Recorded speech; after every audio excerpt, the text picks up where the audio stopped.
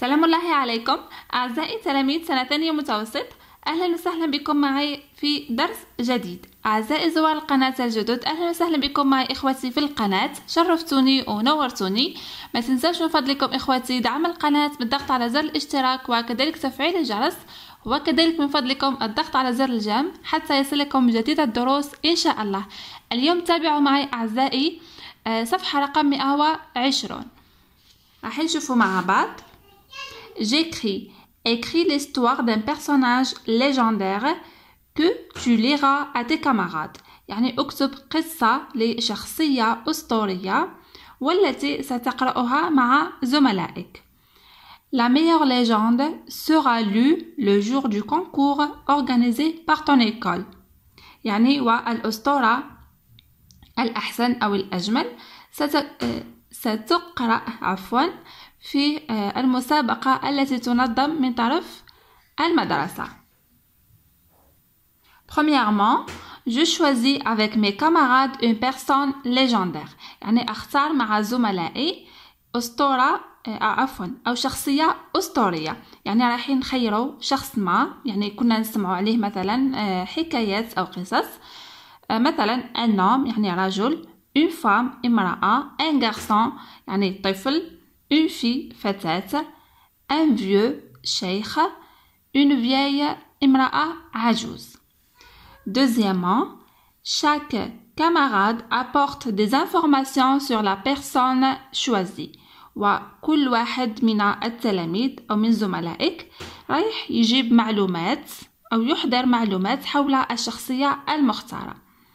مثلا المعلومات هذه نجيبوا فيها son nom يعني اسمه، sa région, tribu, village ou ville يعني المنطقة اللي كان فيها هاد لا بيرسون ليجندير، مثلا قبيلة أو قرية أو مدينة.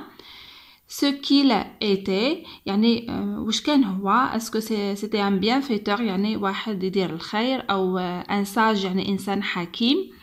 voilà. ce qu'il a fait de légendaire يعني وش هو الشيء اللي خلاه يرجع أسطورة.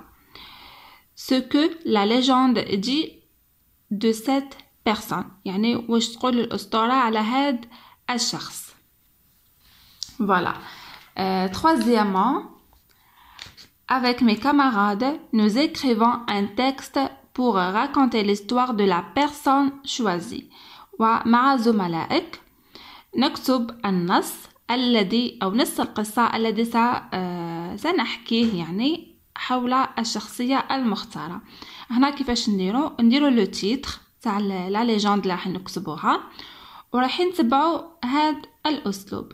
مثلا نبداو نذكروا الزمان، نذكروا كذلك المكان، ومن بعد نذكروا الشخصية، ومن بعد نقولوا لا ليجند دي كو يعني الأسطورة تقول أن، ونبداو نحكيو في أحداث الأسطورة. يعني فيما بعد راح نوري لكم نموذج ونعطي لكم كيفاش تكتبوه. Quatrièmement, j'écris l'histoire en utilisant toutes les informations trouvées. يعني نكتب القصة باستعمال كل المعلومات الموجودة. Cinquièmement, je présente mon texte à mes camarades. يعني نوري النص تاعي أو أري نصي أمام زملائي. Sixièmement, nous allons choisir ensemble la meilleure légende à lire le jour du concours. voilà. راح نختاروا مع بعض أحسن أسطورة لتتم قراءتها في يوم المسابقة. voilà. اليوم إن شاء الله أعزائي التلاميذ أنا اخترت لكم أسطورة سيدي فرج. سيدي فرج كما نعرفه هو من الجزائر العاصمة، اسمه سيدي فرج، وهو سمي على رجل صالح. راح نشوفوا الأسطورة تاعو واش تحكي لنا. فقط تبعوا معايا. أنا اليوم يعني الوضعية هذه كتبتها عندي سور التليفون، يعني أنا حندير لكم كابتشور ونقرأ لكم عليها، يعني باش تكون الصورة تاعها جميلة ويكون يعني تقديم فوالا يعني تقديم جميل. تابعوا معي أعزائي التلاميذ. كما راكم تلاحظوا معايا، أول شيء اخترت أني نحط صورة لميناء سيدي فرج كما راكم تشوفوا معايا. يعني هذا ننصح به باش يكون البروجي تاعكم يكون عنده قيمة ويبين باللي التلميذ اهتم بالعمل تاعو، يعني العمل لازم يكون عمل متقن وجميل. فوالا لهنا نبداو نحكيو أسطورة سيدي فرج. تبعوا معايا. La légende de Sidi Fraj. La légende raconte qu'il y avait un homme vieux appelé Sidi Fraj qui vivait à l'ouest d'Alger au 6e siècle. هنا الأسطورة تحكي أنه يوجد رجل عجوز اسمه سيدي فرج كان يعيش في غرب الجزائر العاصمة في القرن السادس عشر. Un jour, un pirate espagnol nommé le capitaine Roque est venu à Alger et enleva Sidi Fraj pour le vendre comme esclave.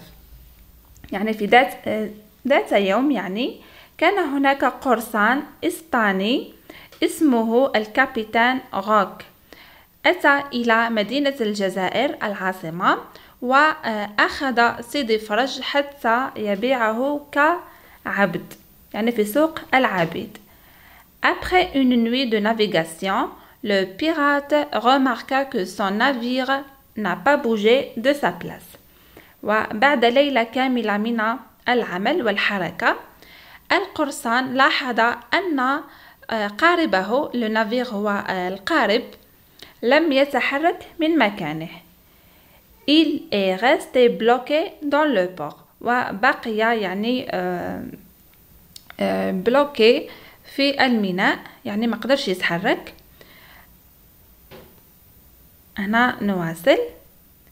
Alors Sidi Fraj demanda aux pirates de le libérer pour pouvoir démarrer. إذن سيدي فرج طلب من القرصان أن يحرره حتى يستطيع التنقل أو أنه يعني ديماري ويروح يمشي.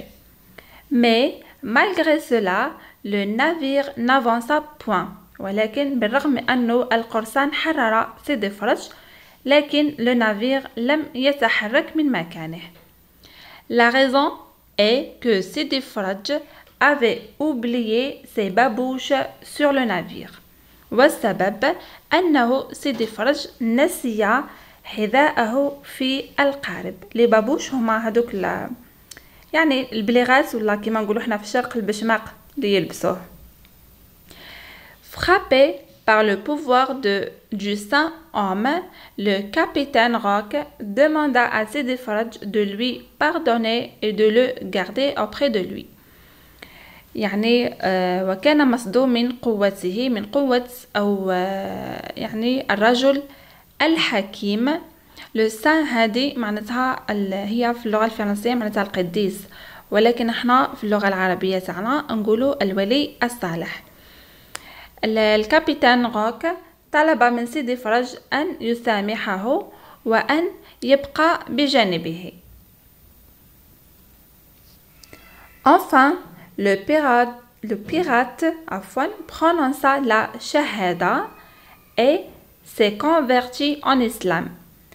في الأخير القرصان نطق بالشهادتين و يعني أصبح مسلم، يعني ارتدى للإسلام، رجع مسلم، هو ما كان كافر ورجع مسلم. Il décida de vivre avec Sidi Fraj dans la prière et d'adoration de Dieu. وقرر أن يعيش مع سيدي فرج في الصلاة والتقرب من الله. Les deux saints sont morts dans le même jour, à la même heure. والرجلين الصالحين توفيا في نفس اليوم وفي نفس الساعة.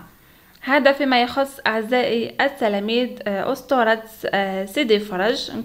نتمنى تكونوا استمتعتوا معايا. فوالا بهذا أترككم في رعاية الله وحفظه وسلام الله عليكم.